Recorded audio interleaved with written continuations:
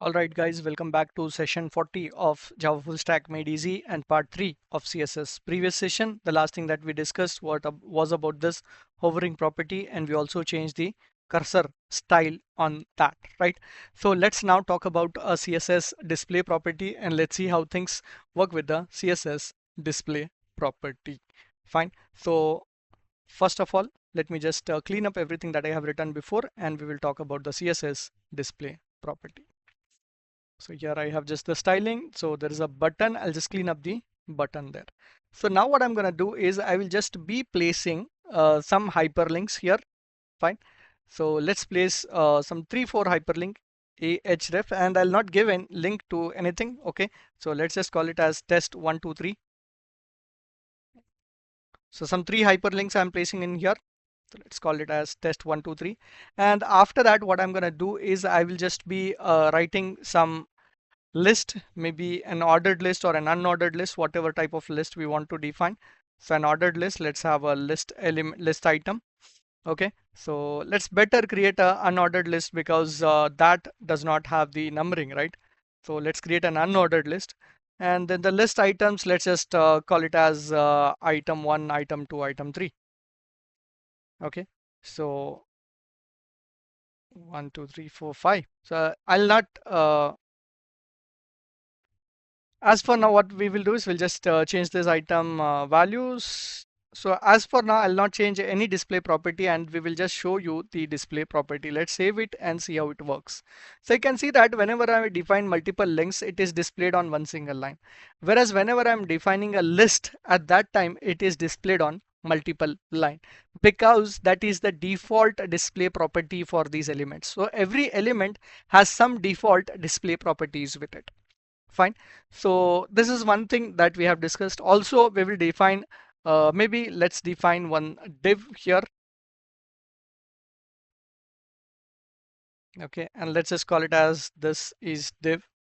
So we'll now talk about the CSS display property. So remember, for hyperlinks, it is inline. For list, it is block.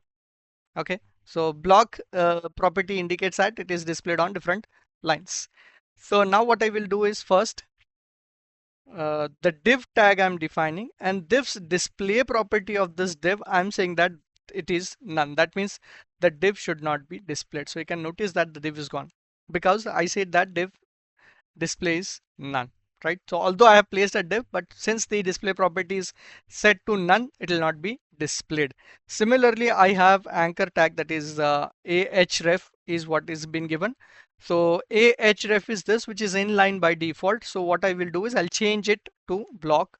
So display block. Let's save it. Now you can see that it is displayed on different lines. Similar, this UI, that is UL, unordered list. Sorry, it is a list item that has to be displayed, so not the UL. So the display property for that, let's give it as inline. So because we are giving it as inline, so what happens is it will be displayed on one single line. So you might have seen this list items organized on one single line as hyperlinks. If you see some websites, there you will see some links being displayed at the top, and that is done using this itself. Fine. So I can just increase the height and width, and then this list item can be created as anchor tags, and then the links can be created on that. Fine. So let me first copy this and put it into the repository, and after that we will see a bit more about this display property and all that we have defined here. So let's create another repository, that is day 40, because since it is a session 40, so we'll create a day 40 repository for the same. So this will be day 40 slash demo 1 display property of CSS.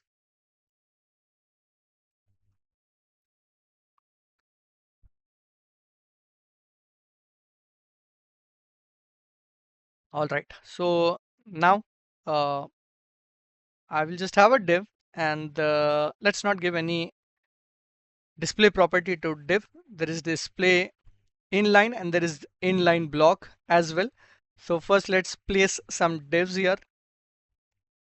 So have, this is div A, div B. Okay, so let's have a div A and div be defined. So let's save it, and you will see that I have created two divs A and B with what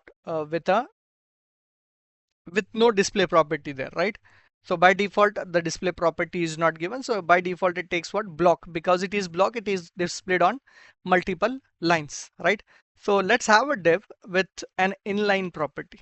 Okay, so display property, I'll define it as inline. Okay, so I'll save it, and let's also give the background so that we understand that. So the background color of this, let's give it as red. And what I will do is I will also define the height of this as maybe, let's say, some 100 pixels, and the width of this as maybe some 200 pixels. Okay, so that's what I have defined, the height and width of a div. So let's save it, and you see how this div is displayed. Although I have given some height and width, it's not still considered, right? So the height and width, I don't think it is 100% and uh, 200 pixels, 100 and 200 pixels. So what I will also do now is that I will copy this everything that I have written here, and I'll just go ahead and create a class. Okay, so let's call this as uh, dot custom div.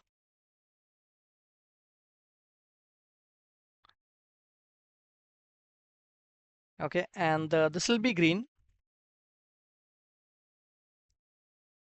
All right, so I'll have two more divs with that particular class. So div created with class custom div. Okay, so two divs with the class div, let's call this as div C with class div D as well will have class. Okay, so here also I'm defining what the display property as inline. So let's save it and first see that everything looks the same, right? Very good. Now you notice that I'm only changing this from inline to inline block. The moment I change this from inline to inline block, let's see a major difference between these two. Okay, so where I had the inline and the inline block display property. So you see that inline does not consider the height and width of a div, whereas inline block considers the height and width of the div. So if you want to customize your div and provide the custom height and width at that time, what you have to do is you have to go for the display property inline block rather than just going for the inline. Fine. So that is the difference between the inline and inline block. So let me copy this and put this as well into the repository. So let's just call this as demo2 inline versus inline block. Okay, so let's just paste it, commit, done. All right, so now what we will do is we will also learn about one more CSS property that is going to be the CSS float property. Fine. So to understand this CSS float property, we would need text to be displayed. Okay, a lot of text to be displayed, and also with that I will place a image as well. Fine. So first let's just go ahead and design the contents as per the requirement. So here uh, what I will do is I'll take the contents as uh, an image and a text. So let's clean up everything that we have written before, the divs, since we have already understood inline versus inline block. So let's have a image displayed, img source is equal to, so we have already created an image slash mysql.jpg. So we'll have this image, and after that image let's also create what we will be creating the text, right, for the same. So we'll have the image and a lot of text we will write. So first let's just go ahead and see the image, how it looks like. First it covers everything, right? So let's save this first. Yeah, Although there is an image displayed, but because the size of that image is huge, so it's not being displayed on this particular page. So let's just give the width of this so that an image can be displayed within the specified range. So 400 pixels, height and width will be 400 pixels now. Fine. But here there is a space available for us. After 400 pixels, there's a space available. So what I will do is, after that I will try to write something over there. What I will write is, I'm just testing the float property of CSS, some text.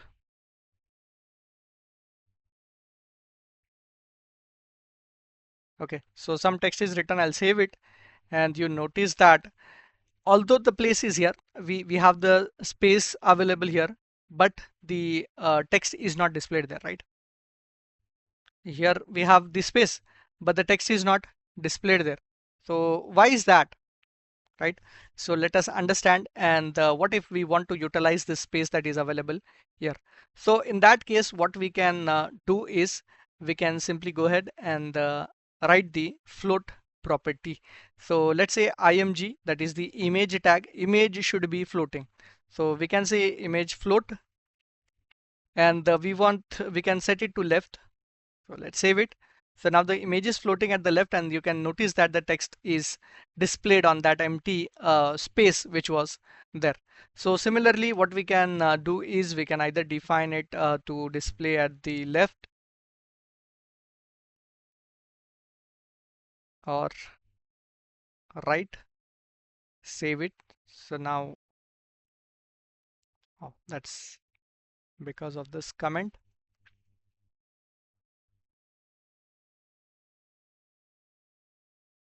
I think it's not because of the comment. It should be because of the multiple uh, colon that I have taken. So let's save it. Yeah, because single line comment can be passed like this in CSS. Better, I'll go for the multi-line comment itself. So you can see that the image can be organized at the left side or can be at the right side. Uh, and by default it was what? It was none. So it was not floating at all. Fine. So it can be right, it can be left, it can be none, or it can be inherit as well. So if we write it as inherit, it means that its parents properties float will be taken. Like for example, in this case, the parent of this image is what? Body, right? So body by default again, float none. I'll write a body, and the float property of this body I define, and that I want to define maybe left or something. So as for now it is defined left, and for the image I'll say the float property as inherit. Okay, that means image will be organized at the left itself. Inherit means it will take the float property from its parent. By default it is none. If I say float none, that means it will not allow floating. Fine. So that way we can create float property. Similarly, like this float property, let me first put this float property into the repository, and there after that we will define about the talk about the other properties of CSS. So demo 3 float.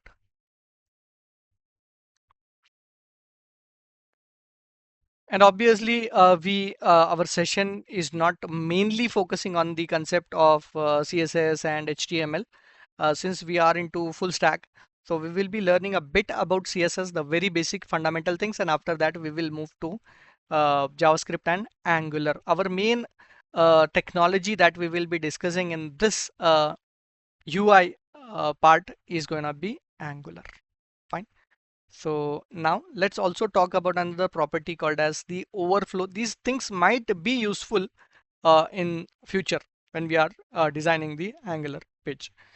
So I'll create a div again, and I'll give some height and width for this div so that we can understand the div is placed. So height of this div, let's give it as 300 pixels, and also the width will be 300 pixels. So I've given the height and width of this, and also let's give the background so that we can identify that this is the div that we are placing. So a red div I have placed. Fine. So now what I would like to do is I just like to create a div. Let's create a div, and also just to identify that, let's also have a paragraph. Let's call this as this is p tag. Okay, and some dummy text here. So I'll keep pasting that dummy text within the div. So let's save it and see how it looks like. So when I'm pasting this some dummy text, although the text should be acquired within this size of div itself, paragraph tag is placed here. You can see that. Okay, and the text is actually flown out of my div, right? So this can again happen with you as well when there is a large amount of text to be placed into a div. What should be done in that case? We don't want this text to be overflown, right? So in that case, there are some options that are available in CSS. What we can actually do is we can use the overflow property of this. So we can say overflow hide the text. Okay, it'll hide all the text. But obviously, why would you like to hide the text, right? You'd not want to hide the text, right? You basically want what? Overflow, and you'd like to have a scroll bar to it. So you can write it as what? Scroll, or you can write by default it is visible, so every entire text will be visible. So if you write it as auto, at that time automatically it will take what? It will take the scroll bars. Fine. So it has organized a scroll bar for you, and it has taken the scroll bar for you. Fine.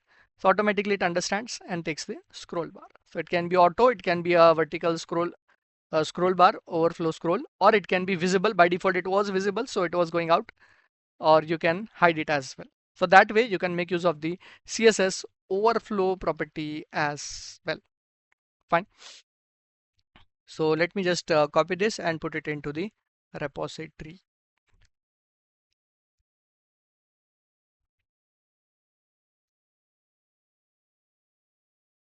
So demo for overflow.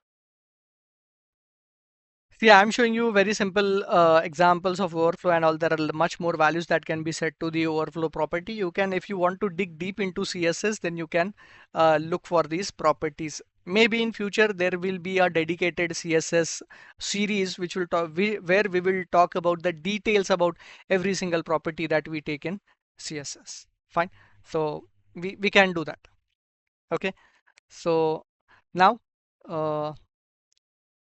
we can even define classes where we can define the columns and everything within the CSS. So let's just see one example where we will be making use of what? We will be making use of the columns, and we will organize the text that we have.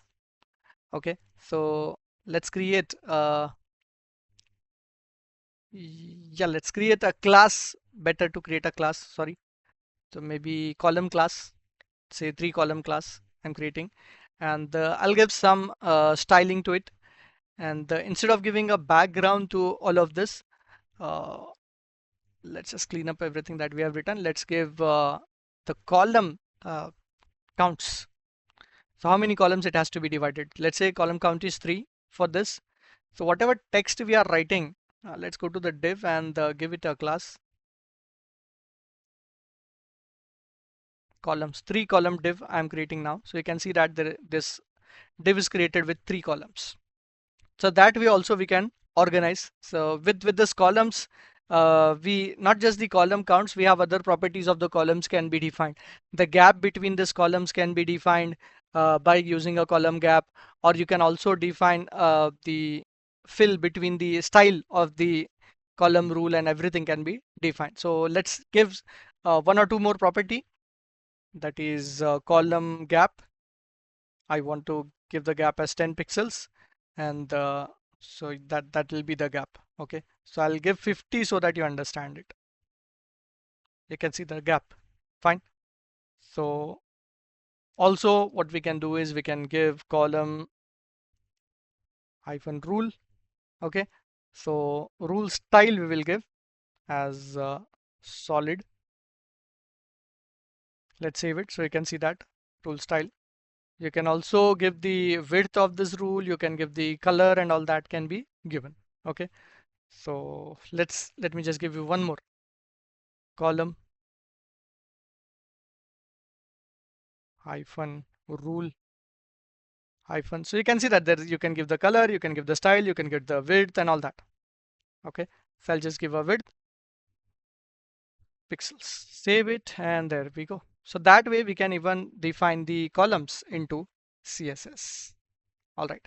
So let me just copy this and put it into the repository. This will be my demo 4.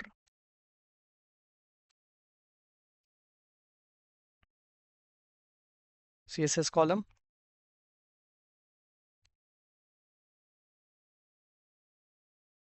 All right. So now uh, let's create one simple flex demo for you and understand how this flex layout works in HTML. Okay. So let's go ahead and understand that first. I'll clean up everything that is written.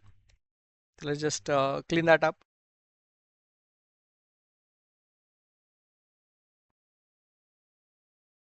Yes. So now, as per the requirement, I'll just put in some of the elements. Like I want to have a parent div first, and within this div, I'd like to place some 3-4 divs within this. Let's define that. Let's call it as div 1. So likewise, I want to place some 4 divs here. 1, 2, 3, 4. Okay, let's save it. So I have actually placed the components there. Okay. So now what I will do is I will create some of the classes. Okay.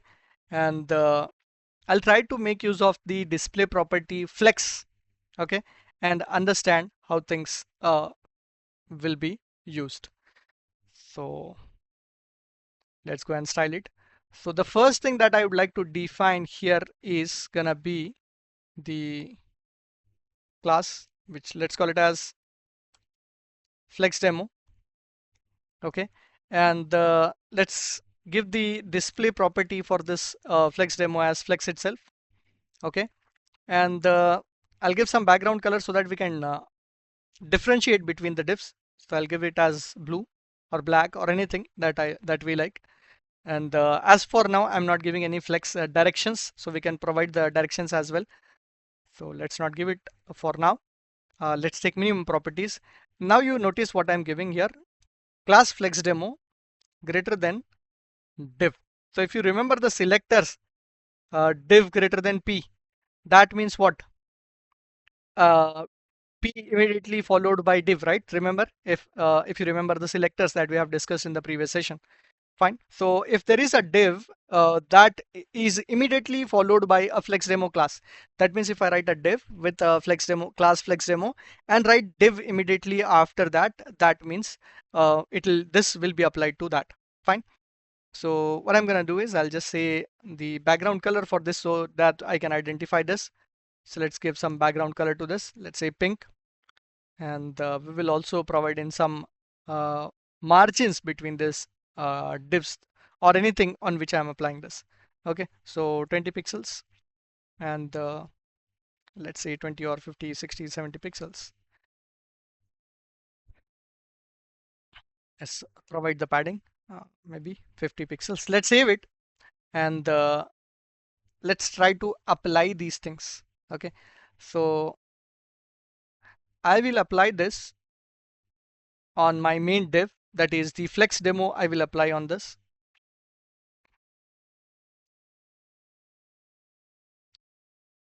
class.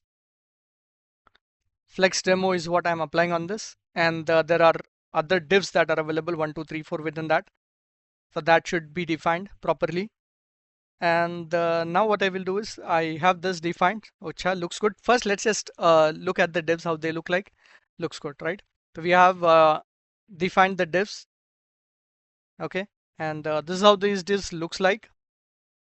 Okay, so when I'm when I'm changing this media size here, nothing is happening to my divs, right? So they keep that size and everything, right?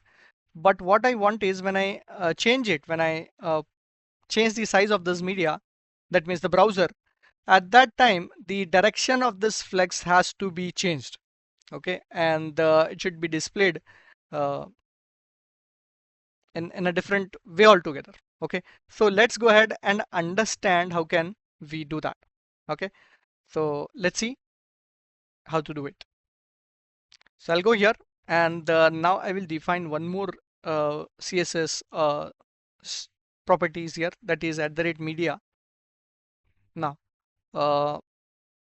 let's provide some width here. So let's give a max width for this media. So whatever we are defining, so it should be in that particular range of width. Let's say maybe 500 or 600 pixels. Let's say 600 pixels. And if the media size reaches to that, in that case, what I want is I want this first thing, that was what I created. Yeah, flex demos are there. So in this case, what I will do is I'll just create a background. Let's create a background color red. I think I've already taken red somewhere. No, it's not. So let's take red. And here I will say body,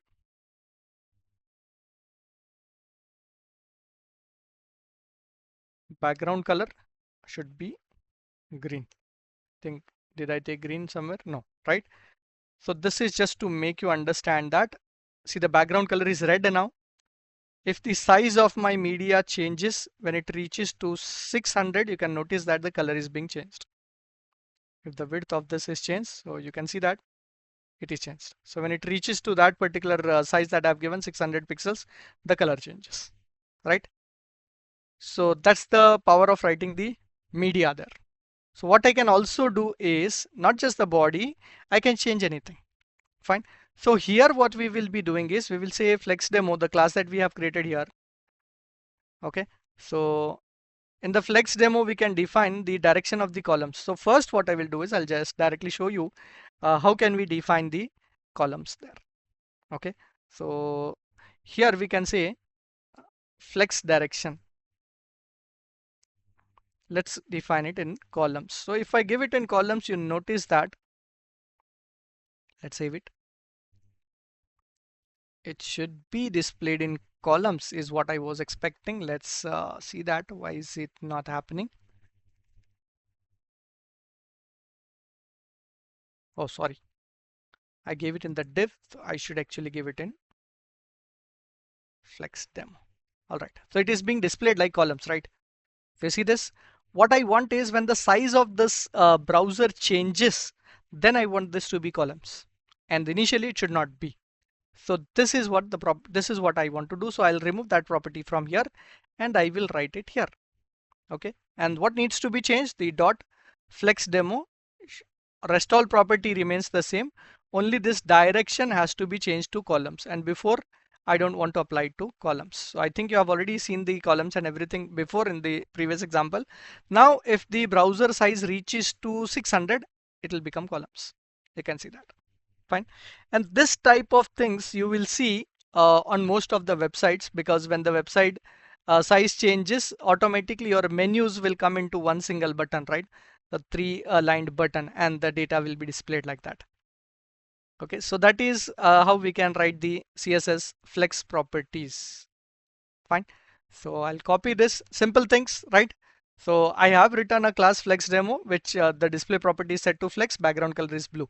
So the display property for this div is flex, the background is set to blue. And when the browser size changes to 600, I'm changing the flex direction. That's it. Rest all are like supporting actors. All the other things, the divs, that everything I've written, they are all used for supporting this demo that I have written. So I'll copy this and let's just call this as demo 5.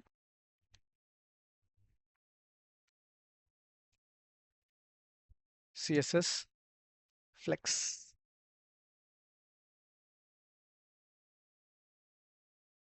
Okay, so I also want you to go ahead and look for more of the CSS stuff. So as of now, what I will do is I'll show you how do we actually go for a external CSS. Fine. So up to now we have written only the internal CSS only, right? So let's see how do we write an external CSS. What I will do in this case is I'll cut off everything that's written here. Okay, nothing is written. So I'll create a new file. Let's go to this window and create a new file. Let's call this as uh, style.css. Okay, so I want to write all that styling here. I'll go to my first HTML, save it. Now if you see the page, everything is gone, right? So all the styling is gone. That's because the styling is not written here at all, right? So what I would like to do is I would like to implement the styling now on this page because the styling is available here. So whenever you are writing the style tag, before we used to write the style tag for internal styles. When we have external styles, that means styles defined in some other page, at that time we have to do this. We have to use a link rel is equal to what is equal to style sheet. Okay, and then we have to define the type of this, like we defined the text slash css when we were using internal one. Now comes the main part, that is we have to provide the reference for our CSS. Since my HTML and CSS both are there in the same directory itself, I can simply give the style.css name here. If it is there in a separate directory, if there is a folder created for the same and then like images and all, then we have to write CSS slash the style name, save it.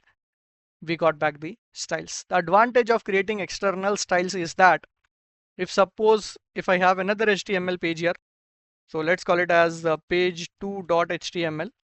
So in the page2 HTML, if I want, suppose there are styles here, and yeah, you can notice the body is already defined, the body background is red. So if I go to page 2 and I say that page 2 also has this styling, so I can simply say page 2, let's write an HTML tag for the same. So page 2 has this style.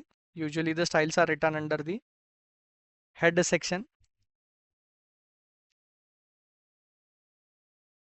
So I'm saying that it also has the external styles, and the body I will write page 2. So notice that I did not define the page 2 red color body and all. So it will be displayed for page 2 as well.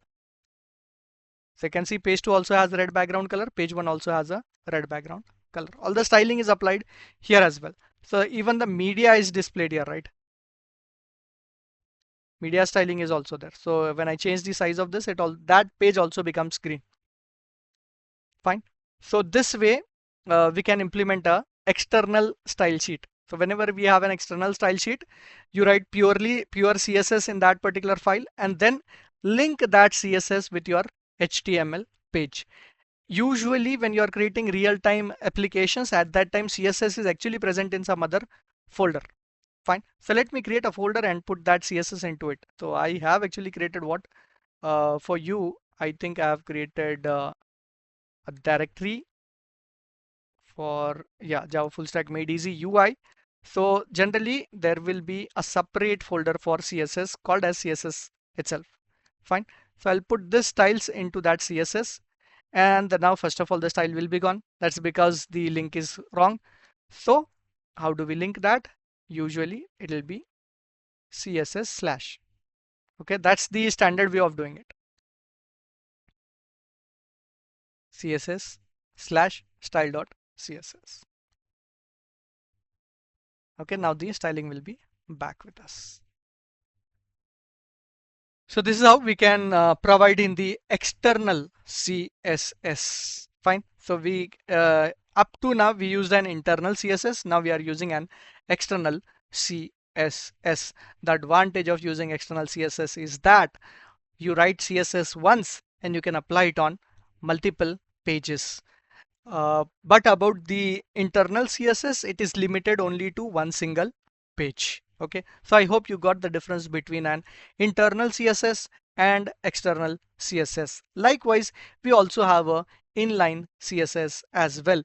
An inline CSS will be written on the page That is, let's say if I'm writing a page 2 and if I want to provide in some styles and all, so I can simply say style equals to the background color green or maybe blue. So now that uh, I have the external CSS applied as well as the inline CSS, so highest priority is first given to inline because that's the nearest one, right? That is the updated one. So you can see that. Fine. And similarly, if I write an external as well as internal, so in this case, what I will do is I'll write another internal CSS and show you which one is given more priority. So let's also write an internal CSS here. Okay. So let's say there is a style and the style defines again the body. Achha, the background color, let's give aqua. So obviously here it will be blue because that I have given an inline as well. So I'll comment it and create a body tag for you. Okay. So the body is red in external CSS and the body is aqua in internal CSS. Let's understand which one is given more priority. So now you see that an external CSS is given more priority. It is red. I will just clean this line from here and put it above the style tag here, save it, and now I'll put it here, save it, page 2. Now you see that it is aqua color. That means internal is given high priority. So it's not about the priority whether an external CSS is given priority or an internal CSS is given priority. It is about which one is written the nearest one. What happens is it first takes the external CSS from here, right? And after that, there is one more style defined. So it overwrites that style that way, and that way your internal and external CSS will work. Okay. So inline CSS, external CSS and internal. Inline is always given high priority. That's for sure because of what? Because inline is something that's written right next to the element, right? So because that will be the last updated stuff. That's why that is given the highest priority of all. Then after that, an external or internal CSS will be written based on what? Based on whichever is given last. So if external is written like this, then it will be aqua. If it is written here, I will also write it here and then make it put it under the comment. Okay. Now it will be aqua. If I uncomment this and comment the above one, it will be red because internal is written first, after that external is written. So external will overtake the internal one. So whichever is written last, that will be referred. That is the conclusion. Okay. So I hope you have now understood about the concept of internal and external and the inline styling. So you can write either an internal or you can write an external or you can write an inline depending upon the requirements. Fine.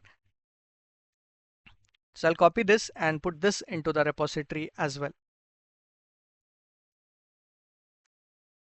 So demo 6.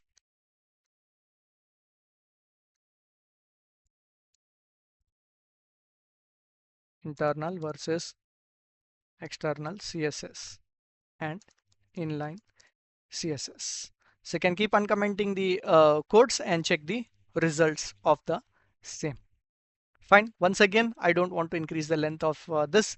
So I think we are almost done with the concept of CSS. There are a few more things that we will talk about in the CSS, that is including the icons, or maybe what we will do is we'll talk about simple bootstrap technique in our next session, where we will see how bootstrap can be used with our HTML pages, which is actually a framework that enhances or that increases the pace at which we create HTML and CSS pages, because there will be a lot of CSS and CSS ready-made readily available for us to use.